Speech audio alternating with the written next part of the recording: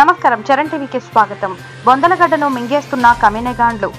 వందల ఏళ్లుగా అన్ని కులస్తులకు వేదికగా నిలుస్తున్న బొందలగడ్డను కొందరు కబ్జా చేస్తున్నారు. మెదక్ జిల్లా కౌడిపల్లి మండలం కేంద్రానికి చెందిన ఎలక చెరువును పొలిటికల్ లీడర్లు ఆక్రమిస్తూ భారీ యంత్రాలతో పూర్వీకుల సమాధులను తవ్వి పాడేస్తున్నారు.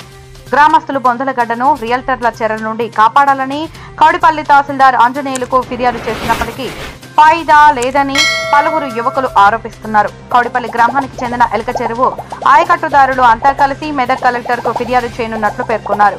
రియల్ వ్యాపారుల దౌర్జన్యం పట్ల స్థానికులు తీవ్ర ఆగ్రహం వ్యక్తం చేస్తున్నారు.